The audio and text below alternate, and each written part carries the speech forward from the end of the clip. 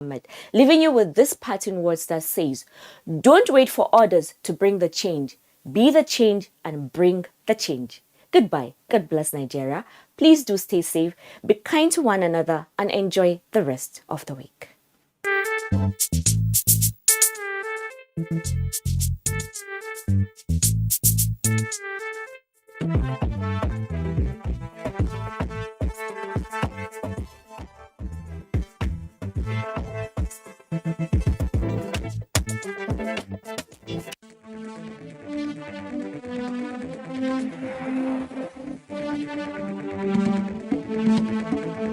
NTA Tuesday Live, analytical, in-depth, educative, and interactive on national issues accommodating all sides of opinions.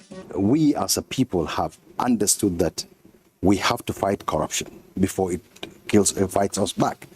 Poverty has a financial index, so it should be fought also with a financial weapon. Give it to the social investments program. It has been a very courageous battle. Tuesday Live, every Tuesday at 10:30 p.m. Join us.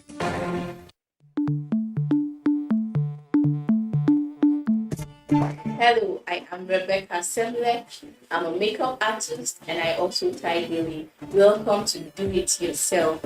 Today, I will show you how to tie your headgear. As you can see, I'm holding two different head cap, and it's a form of a cap. So, in order to make this look fanciful for an event, you will first of all wear doublets. So you first of all put the first one in, then you put the second one on top of the first one. Then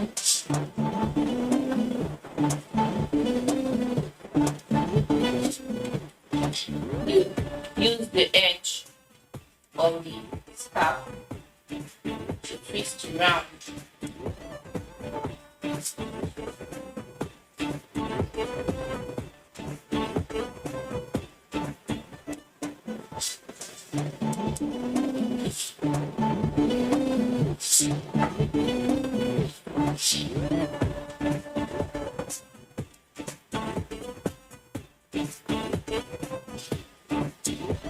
Then turn around.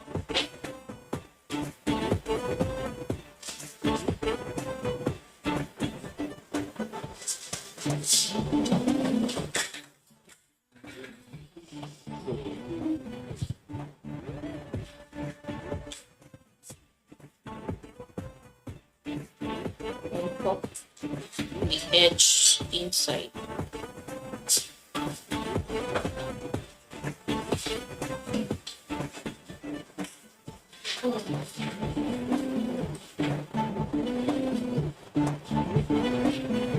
And this is your double roll hairstyle.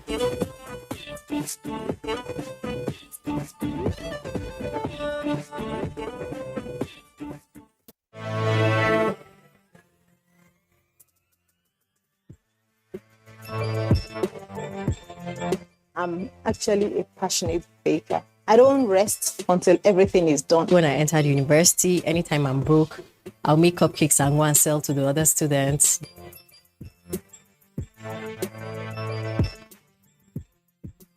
Decorating cake it's an artistic thing, and art is, dynamic. Join us on Baker's World every Thursday on the network service of the NTA. Baker's World, celebrating creativity. Don't miss it.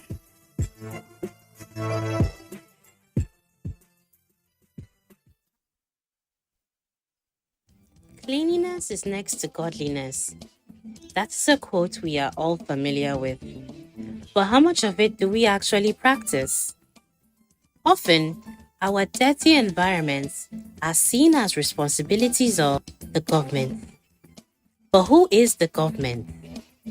What does proper sanitation mean? Do we understand the place of organic and inorganic separation of our waste? How much wealth have we actually made out of our waste?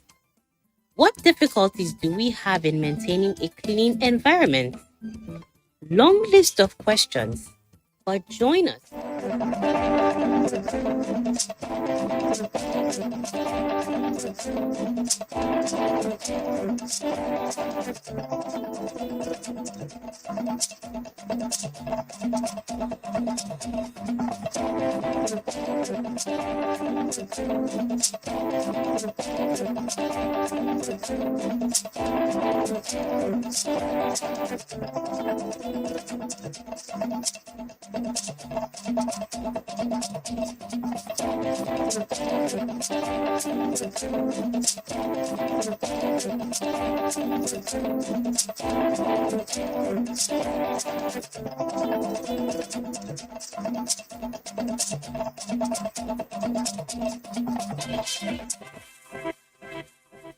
Hello, thanks for joining us. This is Nationwide. I'm Ruth Aguela. You know, you can follow this news broadcast live on our website. Just go to nta.ng/live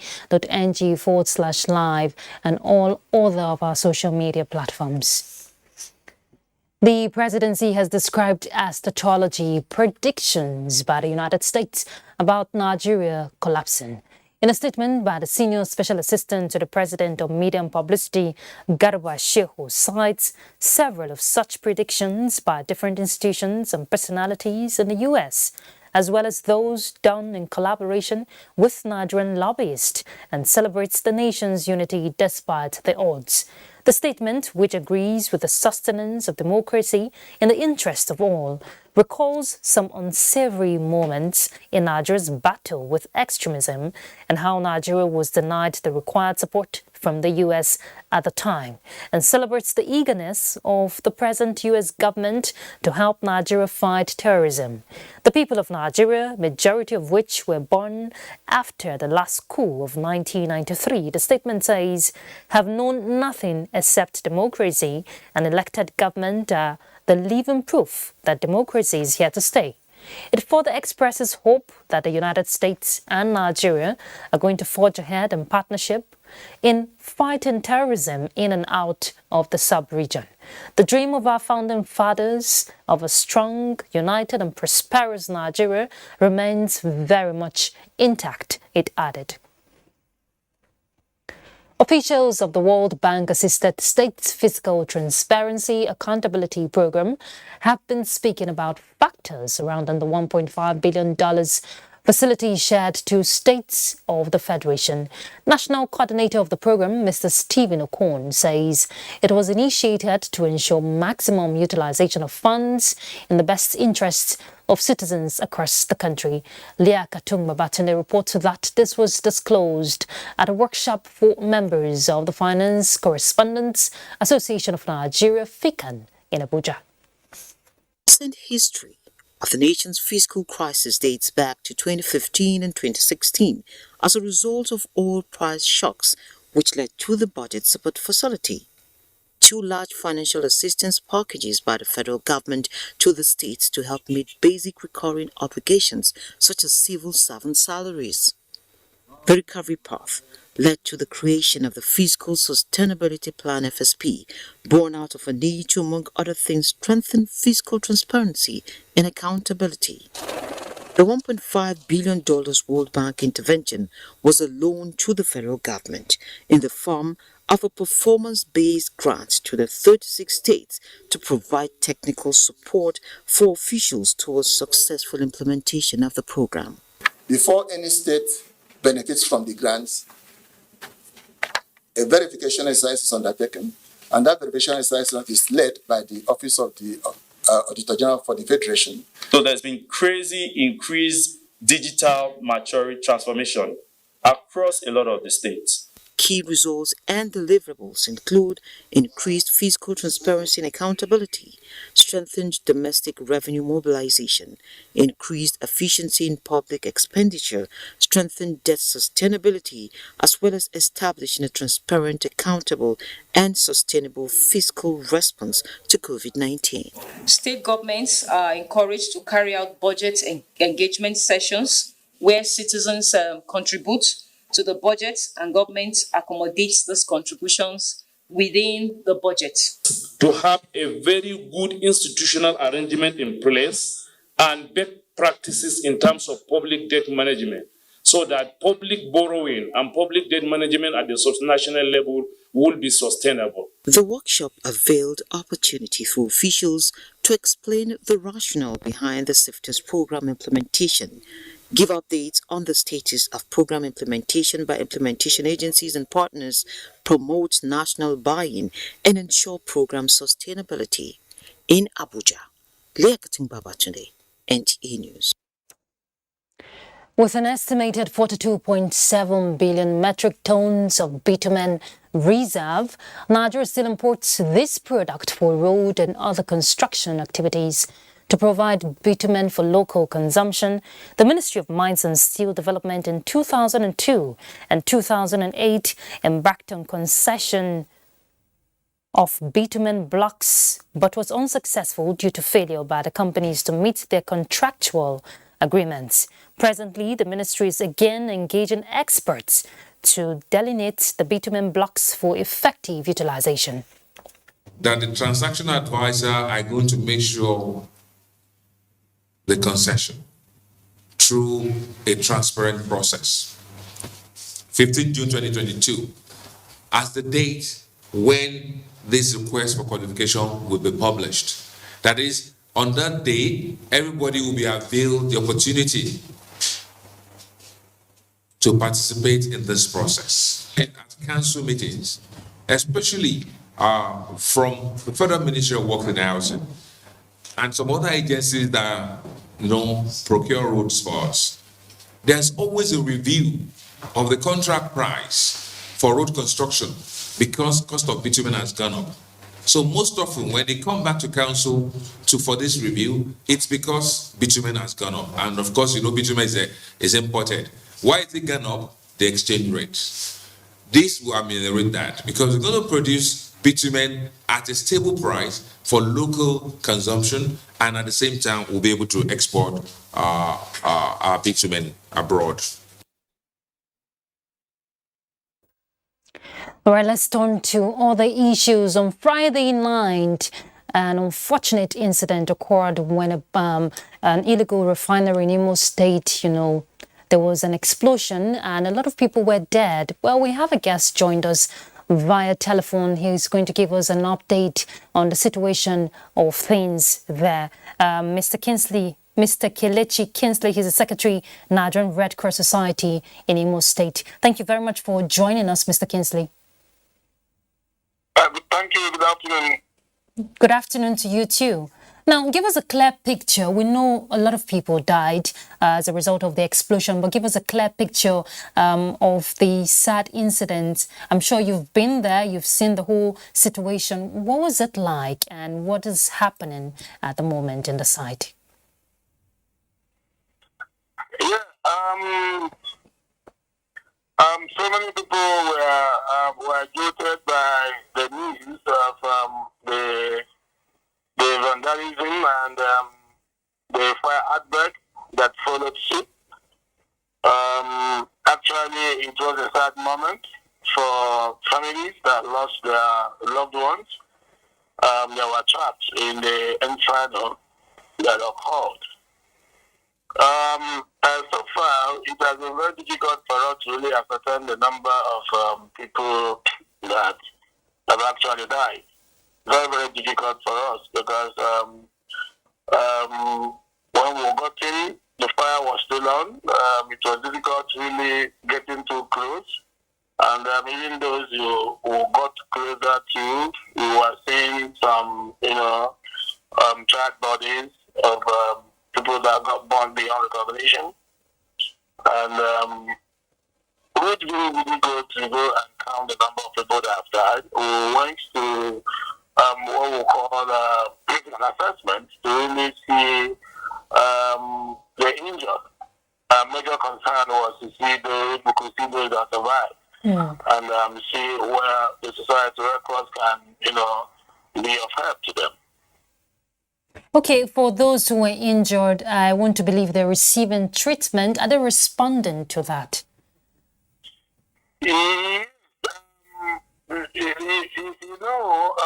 That place is called Headgear, and they have a system.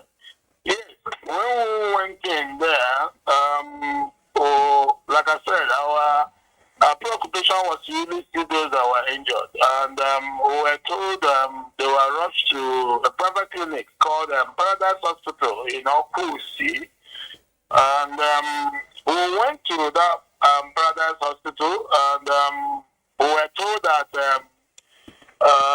owing to the magnitude of those that got injured, that they have been taken to another larger facility called Gwei Hospital in Amok, River State. And Amok, River State is not in Imo State. So we couldn't proceed. Okay. And we tried as much as possible to make more efforts. And we found out that plenty of them, they rely on local herbal homes where they treat themselves. It's like perhaps is a business they do. And when they have problems, they visit the local homes.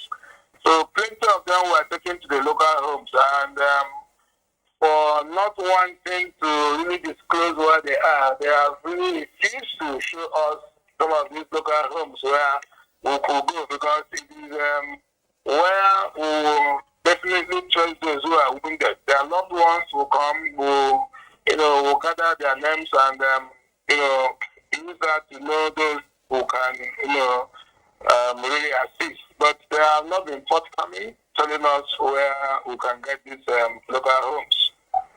Okay, and we hear for the victims who passed on, a mass burial is to be conducted by the Imo State government. You have any update on that?